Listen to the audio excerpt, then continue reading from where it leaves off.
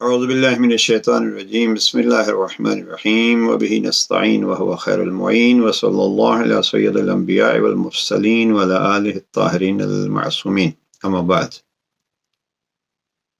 حکمت کے چند موتی سامعین و ناظرین کی خدمت میں پیش کرنے ہیں، اور یہ حکمت کی مالا جناب سید رضی نے کلام امیر المومنین سے جمع کی اور نہج البلاغہ اس کا نام رکھا۔ صاحب نہج البلاغہ وہ ذات گرامی ہیں جن کے لیے پیغمبر اکرم فرما گئے تھے انا دار الحکمت وعلی بابها، مجھ مصطفیٰ کی حکمتوں کے شہر حکمت کے دروازے کا نام علی ہے۔ یعنی اگر مصطفیٰ سے بھی کچھ حکمت بھری باتیں لینی ہیں تو آنا علی کے پاس پڑے گا، اس لیے کہ وہ دروازہ ہے۔ خود جناب امیر المومنین نہج البلاغہ کے آخری حصے میں فرماتے ہیں کہ حکمت مومن کی گم شدہ میراث ہے، لہذا اس کو حاصل کرنا اس کا فریضہ بنتا ہے، خواہ وہ منافق کے دل میں ہی اس کو مل جائے۔ یعنی حکمت ایک اہم بات ہے۔ ایک جملہ جناب امیر علیہ السلام کا ذہن میں آ رہا ہے، امام فرماتے ہیں کہ یہ دل بھی بدن کی طرح کبھی کبھی تھک جاتے ہیں، اور جب تھک جائیں تو ان کو حکمت بھری باتیں سنایا کرو، یہ ان کا تھکے ہوئے دلوں کا علاج۔ نہج البلاغہ واقعہ امیر المومنین کی حکمت بھرے کلمات کا اور حکمت بھرے فرامین کا مجموعہ ہے، لیکن کیا کریں، برا ہو زمانے کا، ہمیں مناظروں کی بحث میں الجھا دیا جاتا ہے۔ ہم نے بارہا یہ کہا ہے کہ قرآن مجید یہ فلاں کی تفسیر ہے اور یہ فلاں کی تفسیر ہے، یہ فلاں کا ترجمہ ہے، یہ فلاں کا ترجمہ ہے۔ مسجدیں آئیں تو یہ فلاں کی مسجد ہے اور یہ فلاں کی مسجد ہے۔ نہ معلوم اسلام سے ہمیں ان تقسیمات کے ذریعے سے کیوں دور کیا گیا ہے، اور اس میں بالخصوص کردار ہے ان افراد کا جو ہماری طرح علم کا لباس پہنے ہوئے ہیں اور خود کو صاحب علم کہتے۔ اس موضوع کو چھیڑتے ہوئے طبیعت واقعاً پریشان ہے۔ کیا یہ دور ہے جب کہیں قرآن کو جلایا جا رہا ہے، کہیں جناب پیغمبر اکرم کی مختلف انداز میں توہین کی جا رہی ہے، کہیں اسلام کی بدنامی کے اسباب مہیا کیے جا رہے ہیں، اور کہیں ہمیں اسلام سے دور کرنے کے لیے آزادی کے نعرے لگا کے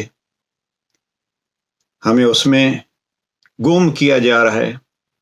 اور حد تو یہ ہے کہ ہم مسلمان اپنی تقسیم میں مبتلا ہیں اور دشمن مسلمان سمجھ کے قتل کر رہا ہے۔ پروردگار ان مظلوموں کی مدد فرمائے۔ لیکن کیا کیا جائے، ان علمی بحثوں کو ہم لوگوں نے نہ معلوم کس مقاصد کی خاطر عوام میں عام کیا ہے۔ علماء علمی کتابیں لکھتے تھے اور لکھنی چاہیے، علمی بحثوں پہ پابندی نہیں لگ سکتی، اور نہ یہ کہ کوئی فکر کرے کہ شیعہ بعض اوقات اگر چند افراد اس طرف آ جاتے ہیں تو وہ سمجھتے ہیں کہ سارا جہان شیعہ ہو جائے گا، اور بعض اوقات چند افراد کو اپنے کنٹرول میں لے کے اور ان کی مذہبیات پہ پابندیاں لگا کے کچھ اہل سنت تو نہیں، کچھ اہل سنت نما حضرات یہ سمجھتے ہیں کہ ہم شاید تشیع کو ختم کر لیں گے۔ نہیں عزیزان، یہ ختم ہونے والی چیزیں نہیں ہیں، اس لیے کہ اگر ختم ہو گئی ہوتی تو خود علی کے زمانے میں ہی ہو گئی ہوتی۔ اور یہ شیطان کا واضح اعلان ہے کہ بہرحال اس نے گمراہ کرتے رہنا ہے، اور گمراہیوں میں سے ایک اور بہت آسان اور مہم ذریعہ اس کا یہ ہے کہ ان کو آپس میں جدا کیے رکھو۔ لہذا جوانان سے یہ گزارش ہے، یہ زمانہ مناظروں کا زمانہ نہیں ہے، اور مجھے نہیں معلوم کہ یہ میڈیا پہ اس وقت شیعہ سنی دونوں طرف سے کیوں ان چیزوں پہ زور دیا جا رہا ہے۔ میں کئی دفعہ علامہ اقبال کا وہ شعر عرض کر چکا ہوں کہ جہاں فرماتے ہیں کہ اے ابو بکر و علی میں گرفتار ہوشیار، یہ ہوشیاری ہمیں کرنی چاہیے، ورنہ یہ کون سا موسم ہے اور کون سا زمانہ ہے کہ ہم ان بحثوں میں الجھے ہوئے دونوں طرف سے. اگر بحثیں کرنی ہیں تو علماء جیسے گزشتہ سلسلہ ہوتا تھا اپنی علمی کتابیں لکھتے تھے.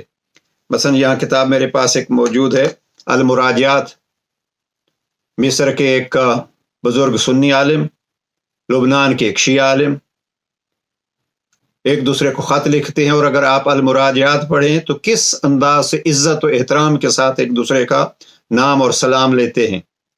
کوئی 100 سے زیادہ خطوط ہیں اس میں. المراجعات اردو میں اس کا ترجمہ ظاہراً مذہب اہل بیت کے نام سے ہے، اور بڑا اچھا اس کا انگریزی ترجمہ بھی موجود ہے. علماء کرام کا طریقہ کار یہ تھا کہ علمی بحثیں کرتے تھے. مثلا شاہ بھائی پشاور کو آپ دیکھیے، کتنی راتیں وہ پشاور میں بیٹھے اور آپ اس بحث کو پڑھیں کتنی عزت اور احترام کے ساتھ. لیکن آج مناظرہ یعنی گالی گلوچ اور ایک دوسرے کو نیچے دکھانا. یہ نیچا کس کس کو آپ دکھائیں گے اور کس کی خدمت کریں گے؟ یہ میرے خیال میں اسلام سے جوانوں کو متنفر کرنے کا ایک ذریعہ تلاش کیا گیا ہے، اور ان کو اسی میں الجھا کے تاکہ تعلیمات آل محمد کے سے، تعلیمات قرآن سے ان کو دور رکھا جائے. الحمدللہ ہیں علماء کرام، وہ علماء کرام جو ان چیزوں سے بالاتر ہو کے الحمدللہ شیعہ میں بھی اور اہل سنت میں بھی پروردگار ان کو مزید توفیق عطا فرمائے، اور ہمیں بھی ان کے سلسلے میں ان کی پیروی کرنے کی ہمت عطا فرمائے. نہج البلاغہ کوئی کتاب ایسی نہیں تھی کہ ہم اس کو الجھائیں اس میں کہ یہ کس کی کتاب ہے، اس لیے کہ میرے سامنے ہیں وہ انگریز جنہوں نے اس پہ اپنے مضامین لکھے ہیں، تقریریں کی ہیں. اور لبنان کے مثلا عیسائی، ایک بہت بڑی تعداد ہے عیسائی ہو کہ انہوں نے نہج البلاغہ کے اوپر موضوعات لکھے ہیں اور کتابیں لکھی ہیں. خلاصہ جوانوں سے بھی یہ بارہا گزارش کر چکا ہوں کہ آپ نہج البلاغہ سے متعلق اگر کوئی اختلافی بات کرتا ہے، کوئی اعتراض کرتا ہے، تو ان کو مت زیادہ اہمیت دیا کیجیے.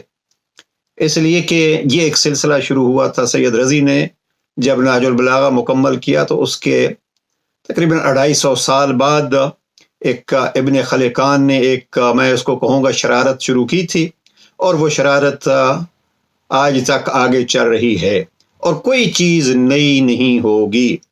اب میں جس چیز کو اور جوانوں سے کہوں گا کہ یہ مختصر ترین الفاظ میں اس کو پیش کرتا ہوں، اور وہ یہ ہے کہ ایک بہترین محقق اس دور کے پروردگار رحمت نازل فرمائے دنیا سے رخصت ہو گئے ہیں.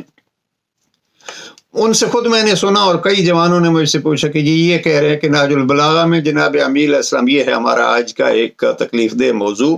بہرحال اس کو بیان کر رہا ہوں تاکہ جوان اس کو سمجھے کہ یہ اختلافی موضوعات ان سے بچا جائے، اور آپ مطمئن ہو کہ آل محمد کی تعلیمات اور قرآن مجید کی تعلیمات کی طرف بڑھیں.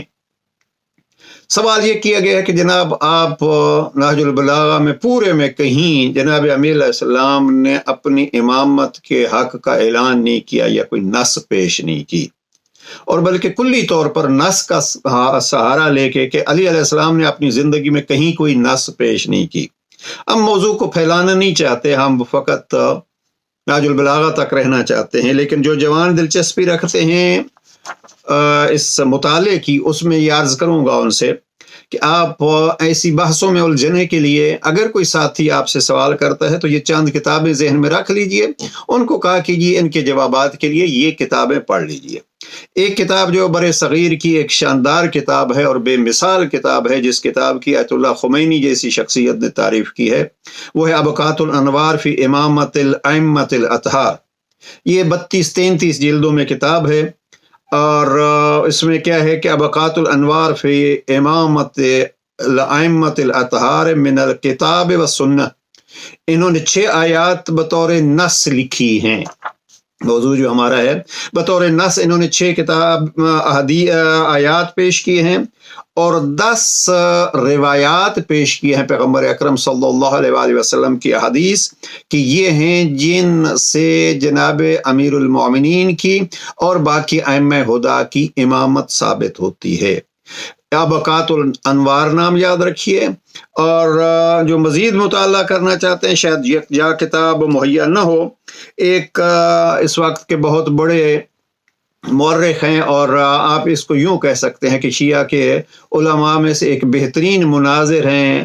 ہماری بھی ایک دفعہ ان سے کربلا میں ملاقات ہوئی۔ آیت اللہ سید علی میلانی قوم میں ہیں، وہ عرب ہیں، کربلائی ہیں، اور یہ ان کی ویب سائٹ پہ انہوں نے ابقات الانوار کا عربی میں خلاصہ کیا ہے، کیونکہ ابقات الانوار فارسی میں ہے، عربی میں انہوں نے خلاصہ کیا ہے 20 جلدوں میں، اور اس کا نام انہوں نے رکھا ہے نفحات الازہار فی خلاصت ابقات الانوار۔ اب اس کو دیکھ لیجئے، اور جو اردو داں طبقہ ہے اس کا بالکل خلاصہ کوئی 3 جلدوں میں مرحوم سلطان مرزا نے ایک کتاب ہے ان کی بلاغ المبین، اس میں اس کو پیش کیا ہے، اس کو پڑھ لیجئے۔ اور اگر مزید بھی آپ پڑھنا چاہتے ہیں، میں پھر کہوں گا کہ آپ ان چیزوں میں الجھنے کے بجائے آپ نہج البلاغہ کی حکمتوں کو دیکھیں اور وہ دوست آپس میں بحث کریں۔ یہ ہے ہمارے امام کا قول۔ اب یہ کتاب ہے، یہ ایک جھنگ کے علماء کرام تھے، جناب مولوی حافظ علی محمد صاحب، یہ اہل سنت تھے، یہ شیعہ ہوتے ہیں۔ انہوں نے عربی میں کتاب لکھی ہے، نام رکھا ہے اس کا فلک النجات فی الامامت والصلوات، 2 جلدوں میں ہے، اور نیٹ پہ یہ کتاب موجود ہے۔ اور پھر ان کے ایک بہت قریبی ساتھی جو شاگرد بھی ہیں اور اس علاقے کے بہت بڑے لینڈ لارڈ تھے، جناب امیر الدین، اب انہوں نے پھر اس کا ترجمہ بھی کیا اور بڑا تفصیلی حاشیہ لکھا ہے۔ یہ کتاب بازار میں بھی ظاہراً ملتی ہے، لیکن یہ ایک نیٹ سے آپ اس کو لے سکتے ہیں، فلک النجات۔ اب اس میں انہوں نے ایک پورا باب قائم کیا ہے، اور اس باب کا نام انہوں نے رکھا ہے نصوص خلافت علی، نصوص خلافت علی۔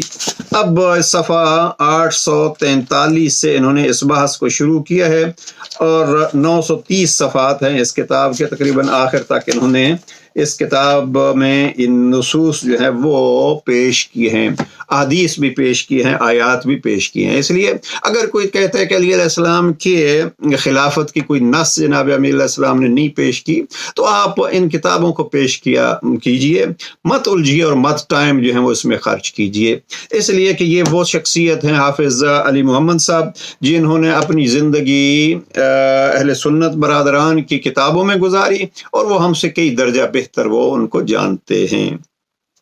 اور پھر یہ ہے کہ ایسی کتابوں کو آپ پیش کیا کیجئے اور عام کیا کیجئے۔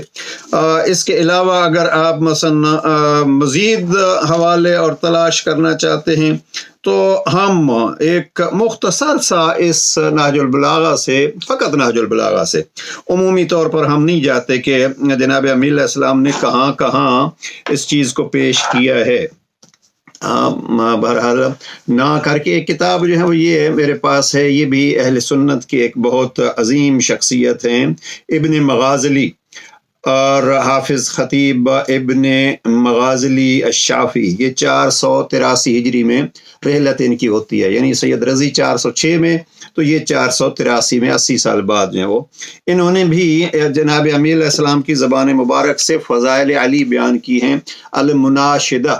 اور اس المناشدہ میں اب جناب امیر علیہ السلام نے اپنے درجنوں فضائل بیان کر کے یہ کہا ہے کہ انی لاخو رسول اللہ و وزیرہ، میں رسول کا بھائی ہوں اور میں رسول کا وزیر ہوں، اس کو پیش کیا ہے انہوں نے۔ اور اگر مزید چاہیے تو نہج البلاغہ سے میں ایک جملہ عرض کر دوں، جناب امیر علیہ السلام نے نہج البلاغہ میں کہاں کہاں خلافت کو اپنا حق سمجھا، اور کہاں کہاں اس خلافت کو طلب کیا، اور کہاں کہاں دلیلیں دیں، یہ ہم نے اس کتاب میں 38 موارد جمع کیے ہیں نہج البلاغہ سے۔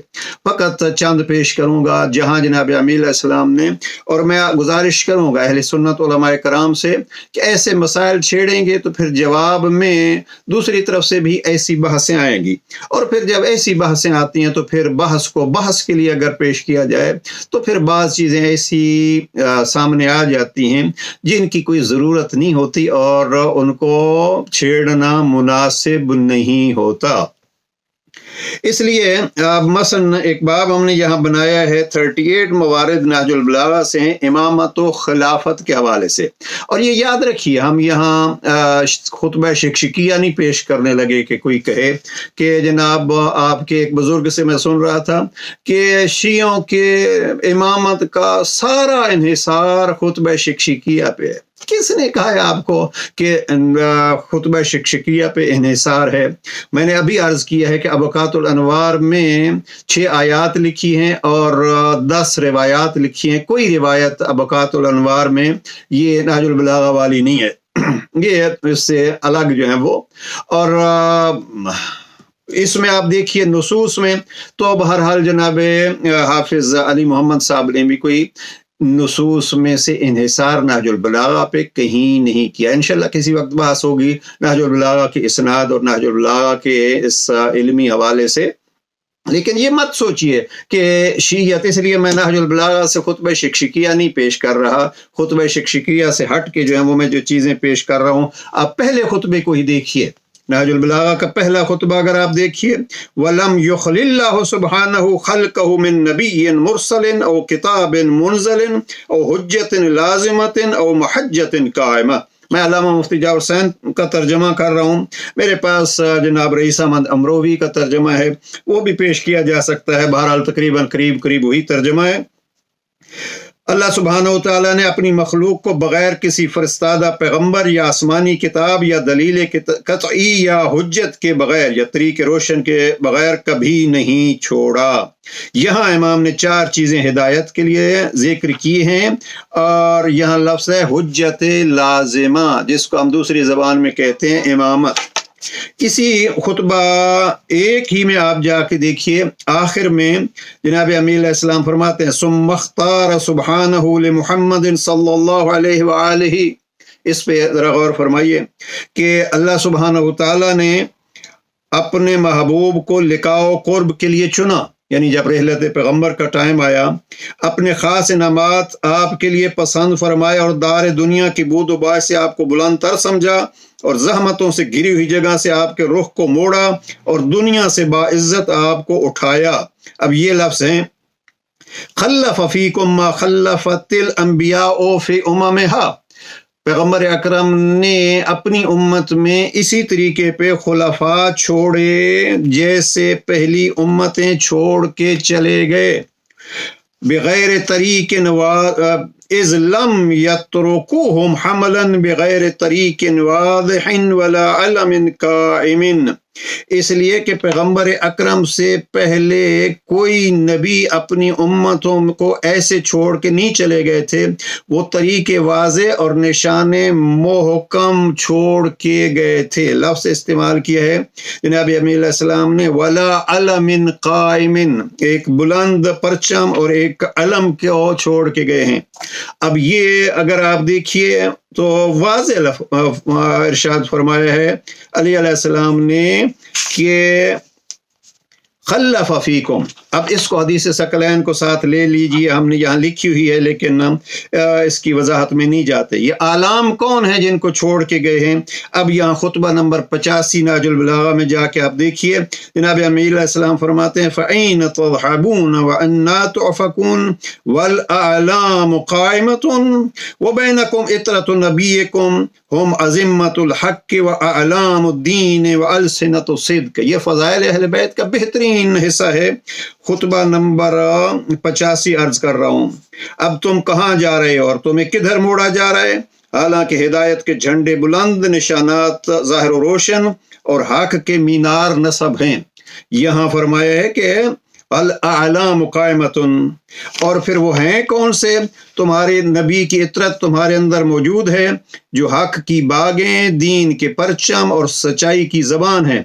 جو قرآن کی بہتر سے بہتر منزل سمجھ سکو وہیں انہیں بھی جگہ دو، اور پیاسے اونٹوں کی طرح ان کے سرچشمہ ہدایت پر اترو۔ اے لوگو، خاتم النبیین کے اس ارشاد کو سنو۔ اب یہ کیا ہے کہ کہاں جا رہے ہو اور پیغمبر اکرم نے جو کچھ چھوڑا ہے اس کا خیال رکھو۔ اب یہ آپ پہلے خطبے میں دیکھیے، یہ علی علیہ السلام اپنی امامت کا بھی، خلافت کا لفظ خلف بینکم اطرت نبیکم، بعض بزرگان نے یہ جملہ یہ کہا ہے کہ پیغمبر اکرم قرآن کو خلیفہ چھوڑ گئے۔ بڑے عجیب سی لگتی ہیں یہ باتیں۔ جناب امیر علیہ السلام فرماتے ہیں کہ پیغمبر چھوڑ گئے ہیں اطرت نبیکم بینکم، اور اپنی اطرت کو چھوڑ گئے ہیں، اور ان کا مقام کیا ہے؟ فانزلوہم باحسن منازل القرآن، ان کا مقام وہی ہے جو قرآن کا مقام ہے۔ گویا حدیث ثقلین کی تشریح فرما رہے ہیں امام۔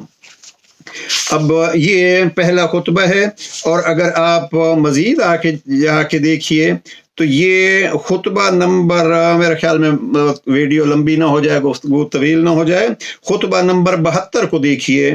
اب مفتی جعفر حسین مرحوم کے ترجمے کے مطابق خطبہ نمبر 72 میں جناب علی علیہ السلام کا اعلان سنیے کہ اپنی خلافت کا اعلان بھی بیان کر رہے ہیں اور ساتھ دلیلیں بھی بیان فرما رہے ہیں۔ لقد علمتم انی احق الناس بہا من غیری، تم جانتے ہو کہ مجھے اوروں سے زیادہ خلافت کا حق پہنچتا ہے۔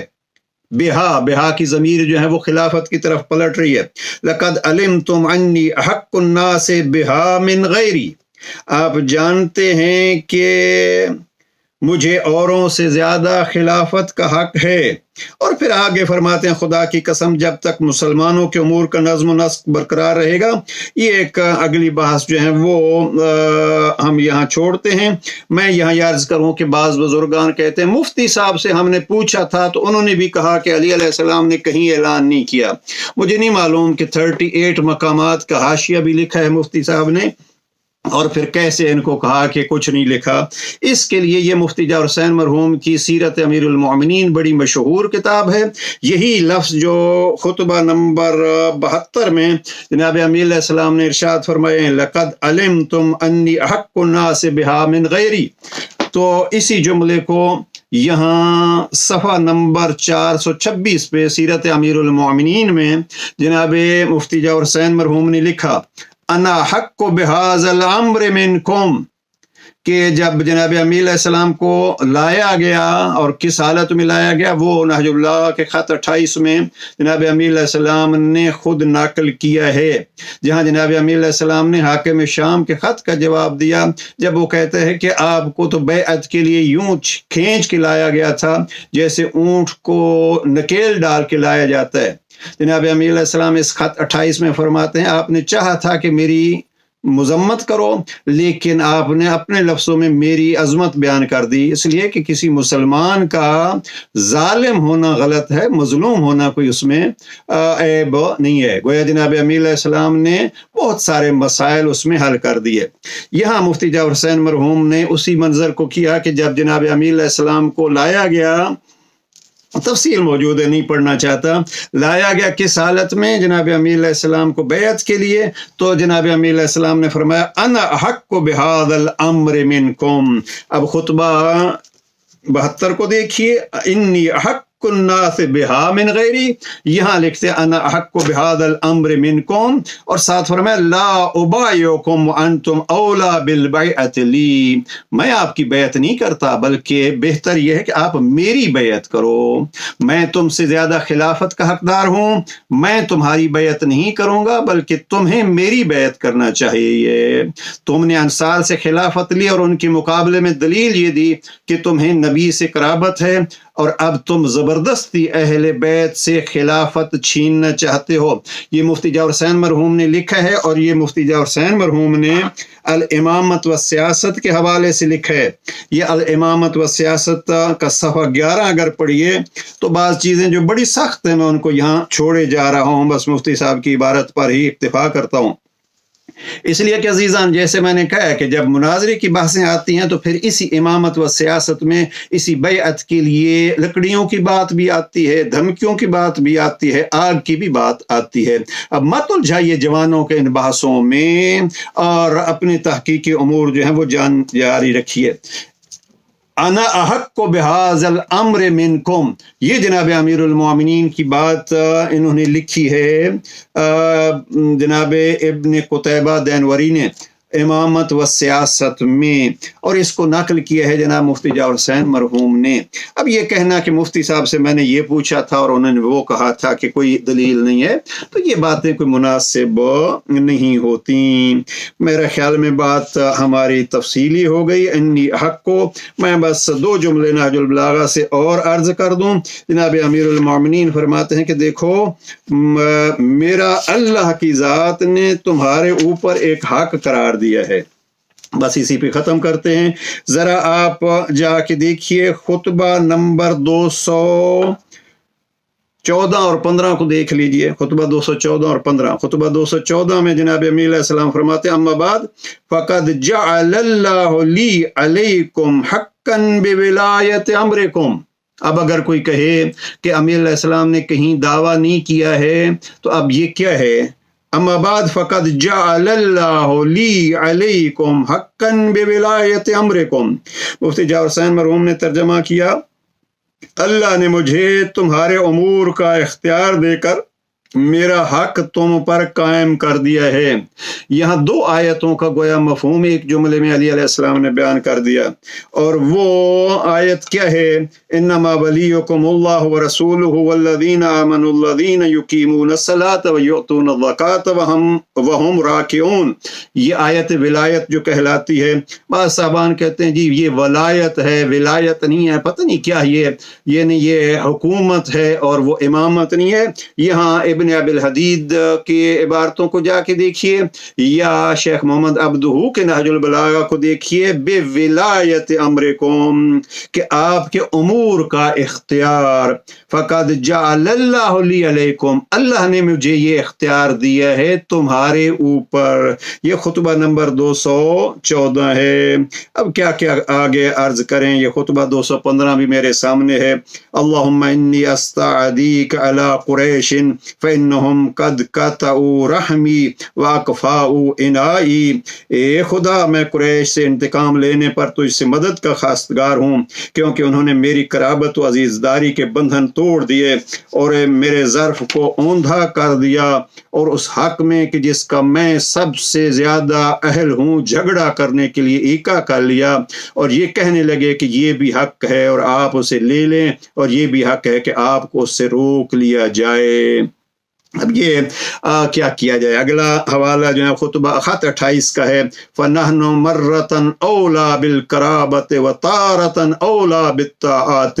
हम कभी कराबत मुस्तफ़ा के ज़रिए खिलाफत के हकदार हैं और कभी इताअत मुस्तफ़ा के ज़रिए से इसके हकदार हैं। मैं एक हवाला फ़कत बस आखिरी, वसीयत 25। यहाँ आपने देखा खुतबा 214 में अली अलैहिस्सलाम फरमाते हैं, फ़क़द जअलल्लाहु ली अलैकुम हक्कन बिविलायत अम्रिकुम, ये हक अल्लाह ने मुझे बनाया है, दिया है। और वसीयत 25 या ख़त 25 में जनाब अमीर अलैहिस्सलाम एक कारिंदे को ज़कात इकट्ठी करने के लिए भेजते हैं, और उसको कहते हैं, उनको कहना जिनके पास जाओ, इबादुल्लाह अरसलनी इलैकुम वलीउल्लाह, अल्लाह के बंदो मुझे आपकी तरफ अल्लाह के वली ने भेजा है, व खलीफतहू, और मुझे अल्लाह के खलीफा ने भेजा है। अब यहाँ जी तो चाहता है इस बात को, इसलिए कि हम अली को ऐलान तो करते हैं खलीफत बिला फासला, और लेकिन अली फरमाते हैं मैं रसूल का भी खलीफा हूँ, मैं खलीफतुल्लाह हूँ। अरसलनी इलैकुम वलीउल्लाह व खलीफतहू। और ख़त 214 में है, जअलल्लाहु ली अलैकुम हक्कन बिविलायत अम्रिकुम। लिहाजा ये हैं वो मकामात जहाँ जनाब अमीर अलैहिस्सलाम ने नस भी पेश की है, दावा इमामत भी पेश किया है, और अगर बहसों को आगे ले जाएगा तो یہ ابن قتیبہ نے یہاں یہ لکھا ہے کہ جناب امیر علیہ السلام نے لفظ غصب بھی استعمال کیا ہے۔ پھر بحث کو اس پہ تمام کرتے ہیں، جوانان عزیز ان مناظرانہ بحثوں میں مت الجھیے، اس لیے کہ زمانہ مسلمانوں کو مٹانے پہ تلا ہوا ہے۔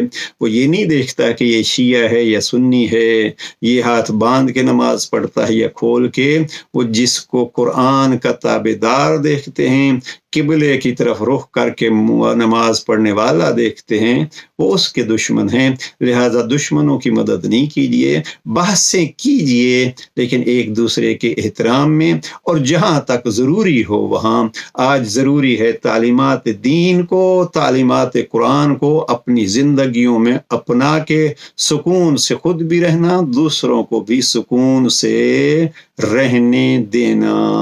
اور جناب امیر علیہ السلام نے یہی فرمایا ہے، دنیا سے بچو، اس لیے کہ دنیا تغرو و تضرو و تمرو، دھوکہ دیتی ہے، نقصان پہنچاتی ہے، بھاگ جاتی ہے۔ السلام علیکم ورحمۃ اللہ۔